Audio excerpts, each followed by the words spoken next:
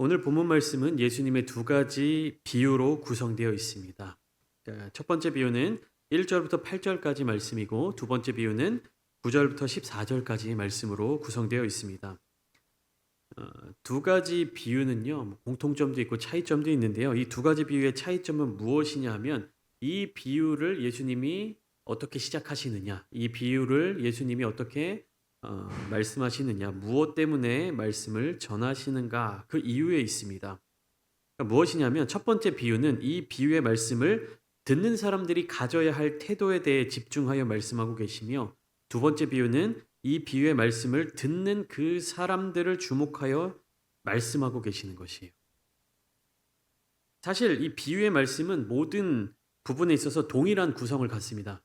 예수님이 비유의 말씀하실 때는 그 말씀을 듣는 대상이 존재하고요. 그리고 그 비유의 말씀을 통하여 적용하고자 하는, 실천하고자 하는 태도를 말씀해 주시는 것입니다. 그러니까 한 대상이 아니라 예수님이 비유의 말씀을 주시는 그 대상이 궁극적으로 어떠한 태도의 변화, 행동의 변화를 이루기를 원하시는 것입니다. 그래서 오늘 나타나는 두 비유도 대상과 목적이 분명하게 나타나고 있습니다. 쉽게 말해서 이 비유의 말씀을 들려주심으로 말미암아 이 사람들이 이러한 태도를 갖기를 원하시는 거예요. 그래서 첫 번째 비유는요, 1절의 말씀을 통해서 알 수 있는데 무엇을 위하여서 주시는 메시지냐? 예수님을 따르는 제자들이 항상 기도하고 낙심하지 않도록 주시는 어떤 격려의 메시지입니다. 비유의 대상은 누구입니까? 제자들이에요. 1절 말씀에서 예수께서 그들에게 항상 기도하고 이렇게 그들에게라고 되어 있는 이 그들은 누구냐면 17장 후반부에 나타나는 이야기 속에 예수님의 말씀하시는 대상, 그 제자들입니다. 그래서 예수님은 이 첫 번째 비유의 대상자들은 누굽니까? 제자들입니다. 그래서 이 제자들이 어떠한 태도를 갖기를 원하시는 마음으로 비유의 말씀을 주셨느냐? 항상 기도하고 낙심하지 않도록 하기 위해서. 확실하게 정리가 되시죠? 그러니까 비유의 말씀을 시작하시는데 대상과 목적이 분명하게 나타나고 있는 것이요. 제자들을 향하여서 항상 기도하고 낙심하지 않게 하기 위해서 1절부터 8절까지의 말씀을 주시는 거예요. 자, 두 번째 비유는요. 9절 말씀부터 14절 말씀까지인데 이 9절과 14절의 말씀을 통해서 알 수 있는 부분은 무엇이냐면요. 이 비유를 듣는 대상은 누굽니까? 자기를 의롭다고 믿고 다른 사람을 멸시하는 자들이 이 비유를 들어야 하는 대상입니다. 이 비유를 듣는 대상입니다. 예수님은 그들에게 이 비유의 말씀을 주시는 것이. 그럼 목적은 무엇입니까? 그러한 태도를 버리고 다른 사람들을 멸시하는, 자기가 의롭다라고 여기는 그 태도를 버리고 자기를 낮추는 자가 되도록 이 비유의 말씀을 주시는 것입니다. 비유의 대상은 누굴까요? 바리새인으로 대표되는 자기를 의롭게 여기는 사람들이 되는 것이죠. 목적은 자기를 낮추는 사람들로 만드는 것.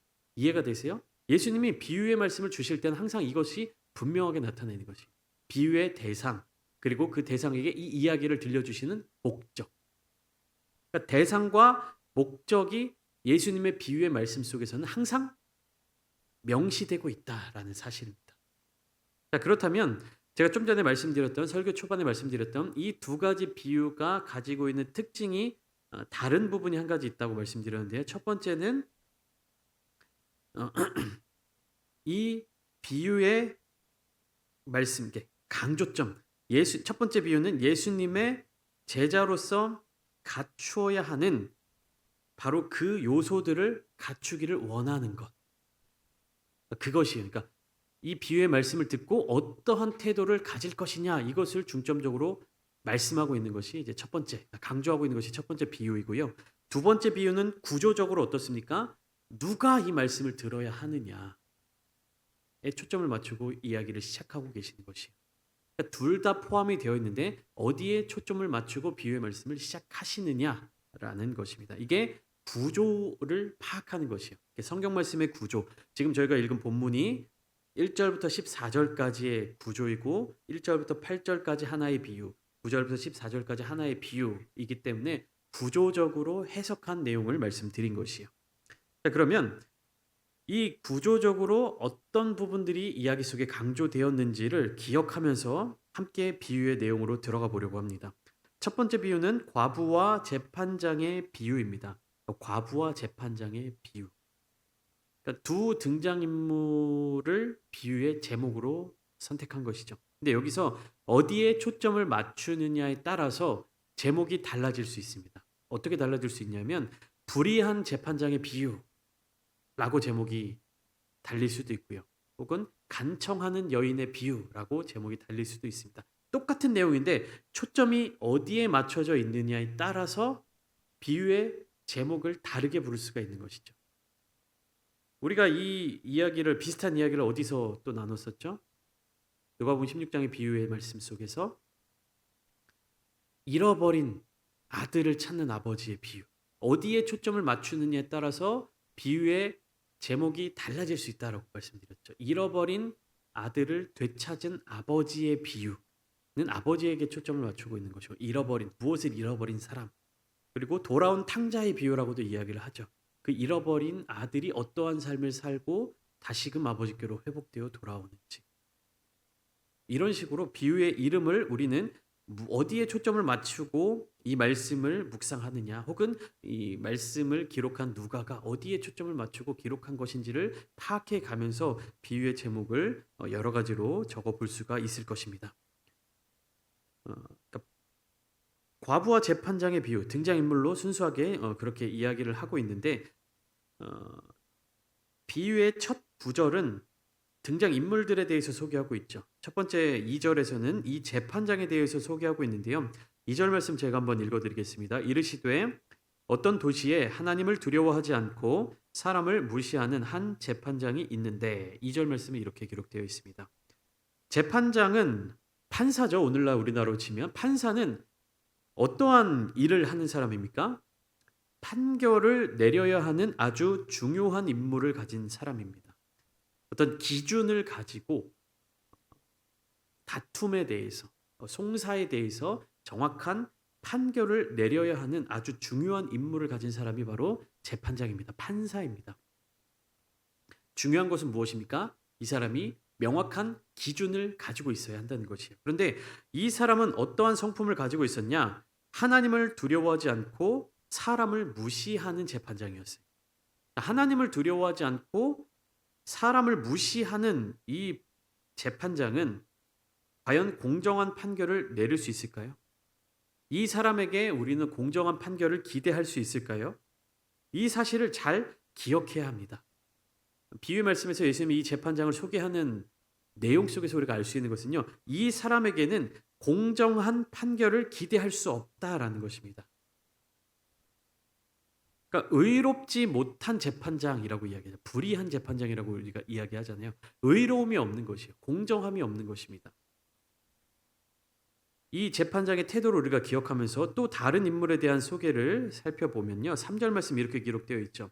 그 도시에 한 과부가 있어 자주 그에게 가서 내 원수에 대한 나의 원한을 풀어주소서 하되.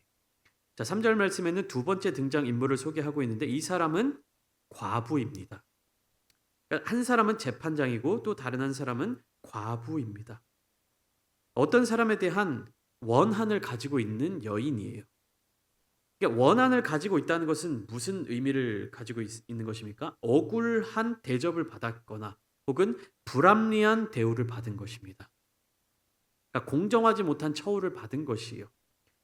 그러니까 쉽게 말해서 어떤 사람과의 소송으로 인해서 재판을 받았는데 그 재판의 과정에 있어서 형평성에 어긋나는 처우를 당했고 이로 인해 합리적인 재판의 결과를 얻지 못했을 것입니다. 그렇기 때문에 내 원수에 대한 나의 원한을 풀어주소서. 그러니까 원한이라는 이야기가 나온 것이죠.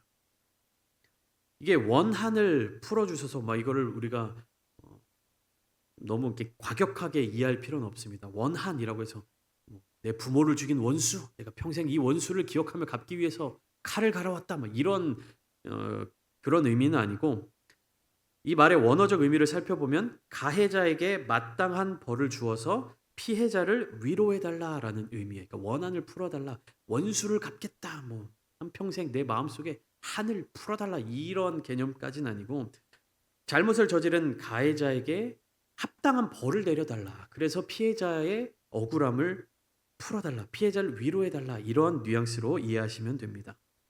여기서 나오는 피해자는 누굽니까? 과부죠. 이 여인이죠. 가해자는 누굽니까? 이 여인의 원수라고 표현되고 있는 어떤 특정한 인물입니다. 그런데 이 과부가 피해를 받게 된 원인을 제공한 사람이 누구냐면 바로 재판장인 거예요. 올바른 판결을 내리지 못했기 때문에 이 과부가 그 마음속에 원한이 생겨난 거예요. 억울함이 생겨난 겁니다.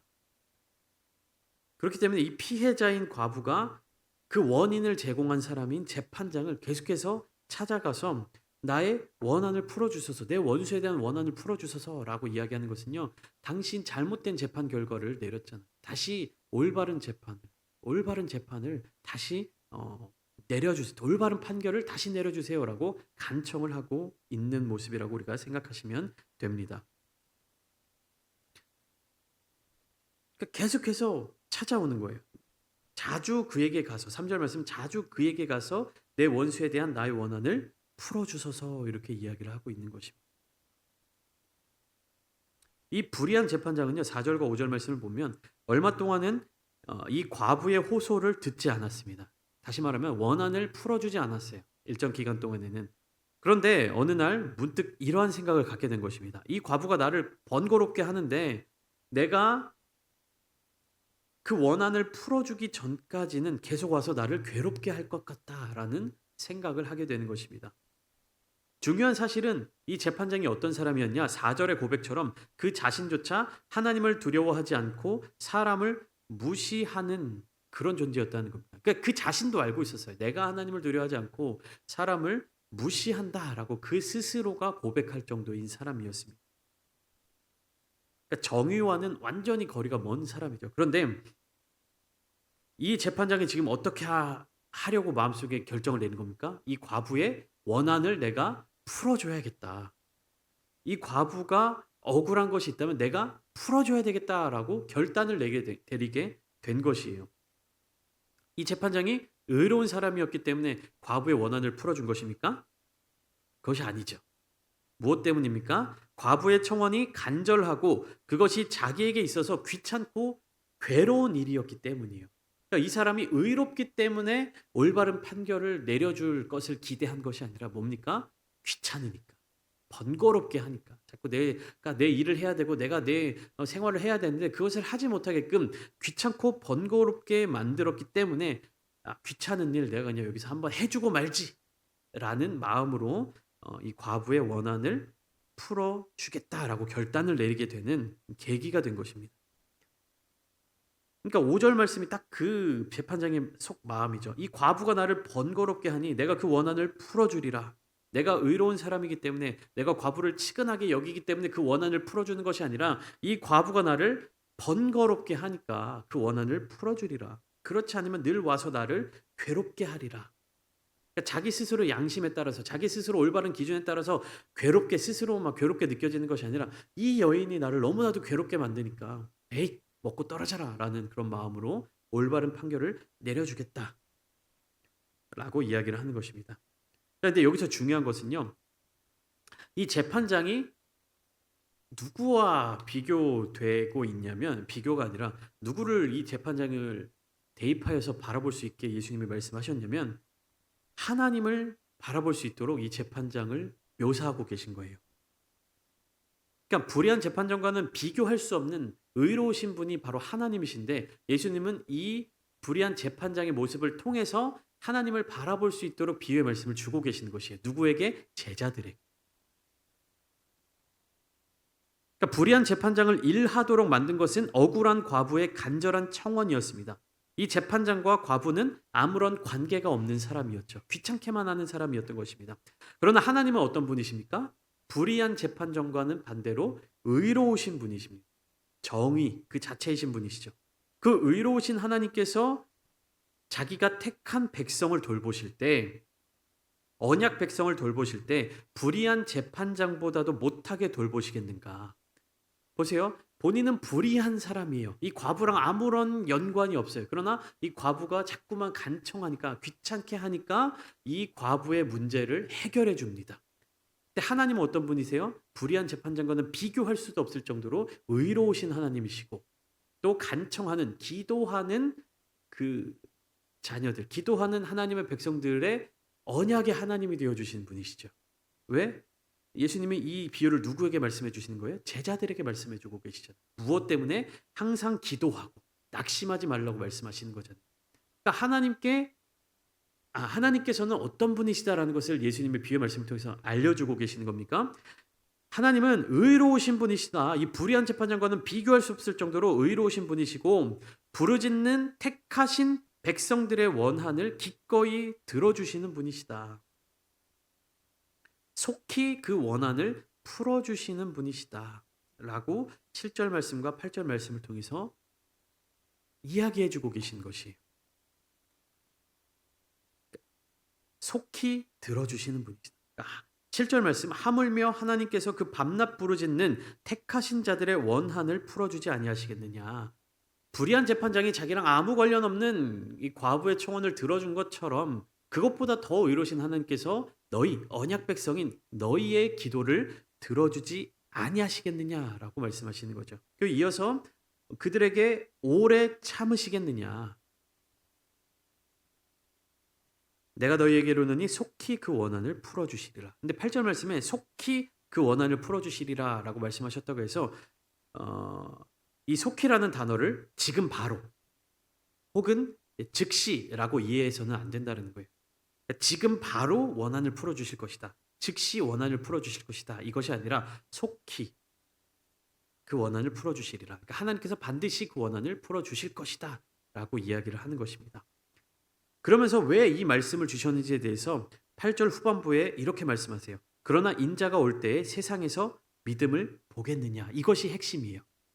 제자들에게, 믿는 자들에게, 주님을 따르는 자들에게 항상 기도하고 낙심하지 말 것을 위하여서 이 비유의 말씀을 주셨는데, 하나님은 믿는 자들의 기도를 들어주시는 분이시다. 반드시 들어주시는 분이시다. 그런데 마지막 때가 되면 어떤 일이 일어나느냐 하면, 하나님께 기도하는 자들이 하나님을 향한 믿음을 끝까지 지키며 하나님을 바라보며 예수님의 오심을 기다리기가 어려워질 것이다 라고 말씀하시는 거예요.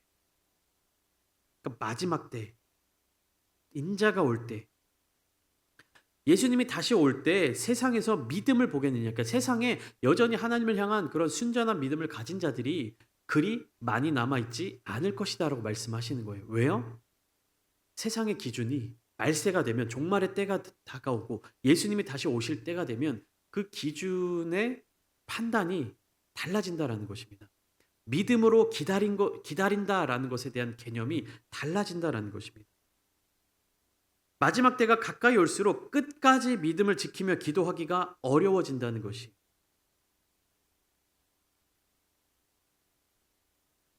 그런 끝까지 믿음을 지키며 기도하기 어려워지는 그런 상황 속에서 제자된 자들은 하나님의 신실하심을 믿으며 항상 기도하고 낙심하지 말아야 한다는 것을 가르쳐 주신다는 것입니다.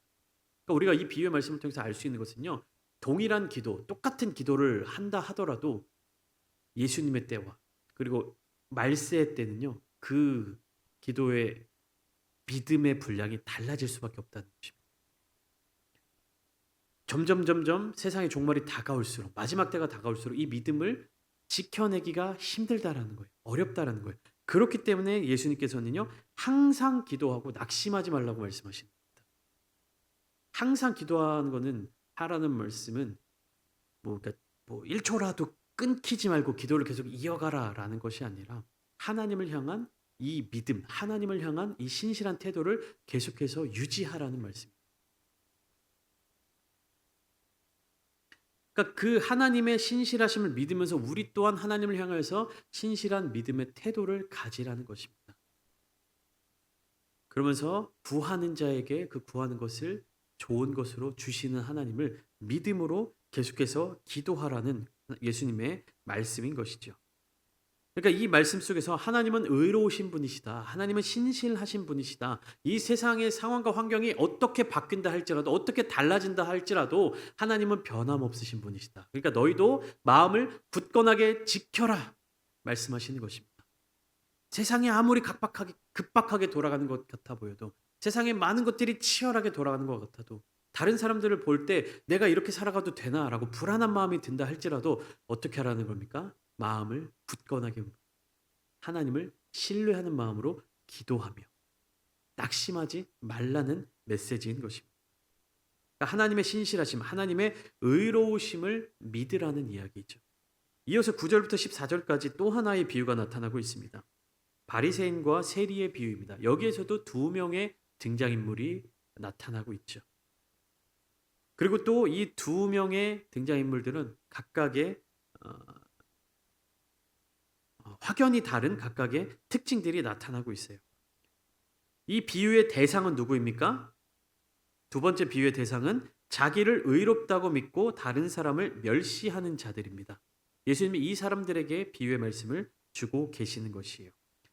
등장하는 두 사람의 사회적 위치 혹은 직업 무엇입니까? 한 사람은 바리새인이고 다른 한 사람은 세리입니다.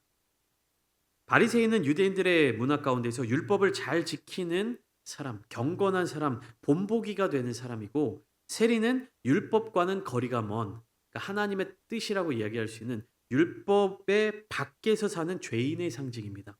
그러니까 바리새인은 의로움과 경건함의 상징이고 세리는 죄의 상징이에요. 그런데 이 비유에 보면 두 사람이 똑같은 행동을 하고 있는 것들이 발견돼요. 무엇입니까? 두 사람이 똑같이 성전에 올라갔다가 똑같이 성전에서 내려옵니다. 그리고 두 사람은 모두 그들의 마음을 성전과 하나님께로 향해 보여주고 있고 또 모두 하나님 앞에 기도를 드리고 내려왔다라는 거예요. 그런데 다른 부분이 있어요. 무엇입니까? 기도의 내용이 달랐고요. 그리고 기도를 하는 태도가 달랐습니다. 똑같은 상황, 똑같은 목적, 똑같이 하나님을 바라보면서 기도하고 있는데 그 기도의 내용과 태도가 완전히 달랐다라는 것이. 바리새인의 기도는 어땠습니까? 길게 이어지는 기도였어요. 그리고 그 기도의 주어가 계속 무엇으로 나타나냐면 나는 어떤 사람이고 나는 어떤 사람이고 기도의 주어가 나예요.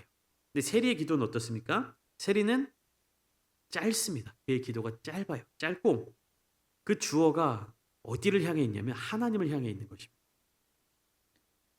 바리새인의 기도에서는 다른 사람과의 비교 가운데 관심이 계속 수평적으로 쏠리고 있었으니까 바리새인은 하나님께 기도를 하면서 계속 어디를 주목하고 있냐면 나와 다른 사람들의 그 모습과 태도에 주목하고 있어요. 보세요. 11절 보면 나는 다른 사람들 곧 토색 불이 간음을 하는 자들과 같지 아니하고 이 세리와도 같지 아니함을 감사하나이다. 다른 사람들을 자꾸 보고 비교하고 있어요. 내가 이 세리보다 더 나은 사람이다. 나는 다른 사람들보다 훨씬 더 나은 사람이다. 그러니까 토색하지 않고 불의하지 않고 간음하지 않는 사람이면서 12절 나는 일주일에 2번씩 금식하는 사람이고 또 내가 가진 소득의 11조를 드리는 사람입니다. 라고 주장하고 있는 거예요. 이것이 바리새인의 기도였어요. 그러니까 계속 이 기도의 방향이 어디를 향해 가고 있는 겁니까? 다른 사람들을 바라보고 있는 기도예요. 그런데 세리의 기도는 어떻습니까? 그 짧은 기도 속에서 어떻게 이야기하고 있냐면 하나님이여 불쌍히 여기소서 나는 죄인이로소이. 이게 세리의 기도의 전부입니다. 그러니까 세리의 기도에서는 누구를 향한 관심만 가지고 있는 겁니까? 하나님을 향한 관심만 나타나고 있는 거죠. 하나님이 보시기에 나는 죄인입니다. 하나님 앞에서 나는 죄인입니다. 다른 사람들 앞에서 비난받는, 다른 사람 앞에서 비방받는, 다른 사람들보다 못한 자신의 모습을 비교하는 것이 아니라 무엇입니까? 내가 하나님 앞에 설 때 나는 죄인입니다. 나는 하나님의 그 판단 아래에서 연약한 죄인일 수밖에 없습니다. 그러니까 눈을 들어 하늘을 쳐다보지도 못하고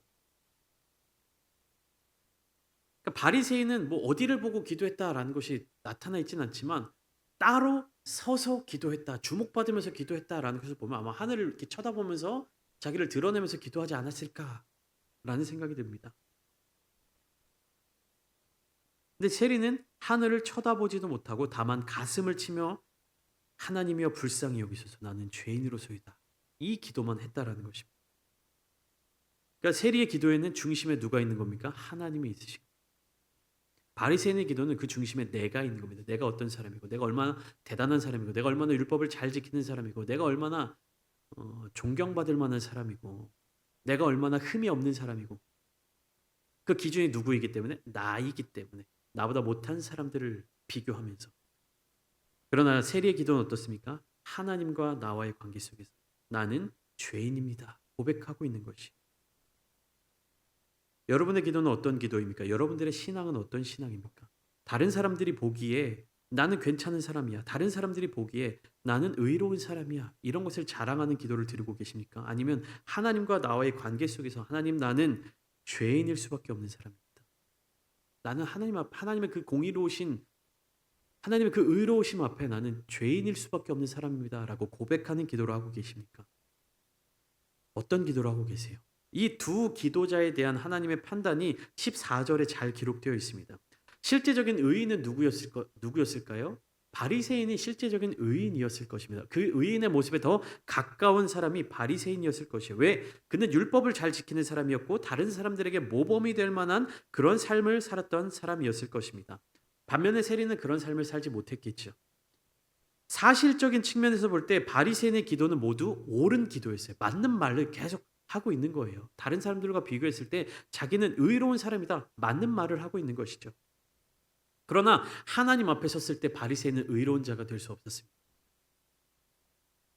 그 이유는 무엇이었습니까? 단 한 가지. 무릇 자기를 높이는 자는 낮아지고 자기를 낮추는 자는 높아지리라. 이렇게 말씀하십니다. 이 말은 자기를 높이는 자는 하나님이 낮추어 버리시고 자기를 낮추는 자는 하나님이 높이신다는 것입니다. 우리의 삶의 자리 가운데 하나님을 계속해서 바라보며 살아가면 나를 높일 수가 없습니다. 왜 그렇습니까? 하나님이 내 앞에 계신데 하나님이 나와 함께 계신데 내가 하나님을 바라보고 계신데 하나님보다 높은 존재가 어디 있습니까? 그 하나님을 바라보고 계시고 하나님의 시선을 가지고 세상을 살아갈 때 나를 높일 수 없는 것입니다. 근데 잘 생각해 보면 자기를 높이는 자는 낮아지고 자기를 낮추는 자는 높아지리라라고 예수님이 말씀하셨는데 바리새인은 자기를 높인 사람이 맞아요. 다른 사람들을 깎아내리면서 자기를 높이는 사람이 맞습니다. 그런데 세리가 과연 자기를 낮추는 사람이었을까요? 나는 죄인으로소이다. 하나님의 불쌍히 여기셔서 나는 죄인으로소이다. 이것이 자기를 낮추는 모습입니까?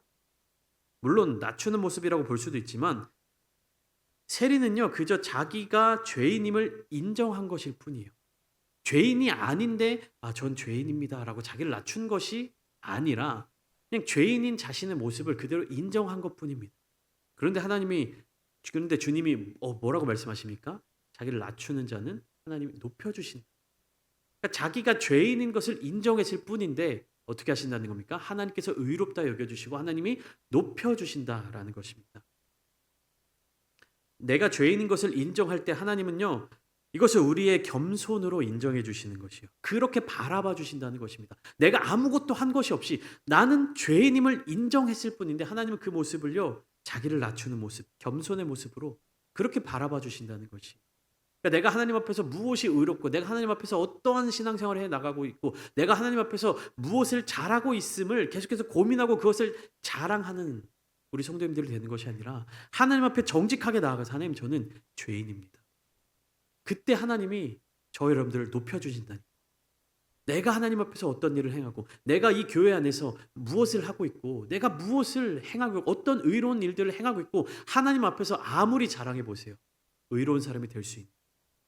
여러분 무엇이 의로움인지 그것을 바라보는 기도를 해야 됩니다. 나의 의로움을 자랑하려는 기도 혹은 내가 의로워지려고 하는 그런 기도를 해서는 안 되고요. 진정한 의로움, 진정한 의로우신 그분 하나님만을 바라보는 기도를 하십시오. 그 기도가 힘이 있는 기도고요. 하나님께서 들어주시는 기도고요. 하나님이 높여주시는 기도입니다. 하나님 앞에서 전능하신 하나님 앞에서 의로우신 하나님 앞에서 아무리 나의 의로움을 자랑하고 아무리 나의 어떠한 것들을 내놓는다 할지라도 하나님께서 바라보실 때는 아무런 가치가 없는 일이 되는 것이요. 그러나 하나님 앞에서 나의 나 된 것, 나의 죄인 된 모습을 고백하는 것. 즉 하나님께 도움을 구하며 나아갈 때 하나님은 높여 주신다는 것입니다. 오늘 이 시간 함께 기도하실 때 여러분 의로움을 바라보는 기도를 하십시오. 나의 의로움을 내세우고 나의 의로움을 찾고자 하는 기도를 하시는 것이 아니라 진정한 의로우신 분, 한 분 하나님을 바라보시는 기도를 하시기를 원합니다. 내가 원하는 기도, 내가 구하는 것, 나에게 부족한 것, 내가 바라는 기도를 하는 것이 아니라 하나님, 하나님의 역사의 자리 가운데 저를 사용해 주시옵소서. 그 역사의 자리 가운데 동역하게 하여 주시고 동참하게 하여 주시옵소서. 나의 모든 것들을 내려놓고 하나님의 은혜의 자리 가운데 나아가게 하여 주시옵소서. 그렇게 기도하시며 하나님께서 무한하게 베풀어 주시는 은혜를 충만하게 누리시는 저와 여러분들 다 되시기를 예수님의 이름으로 축원합니다.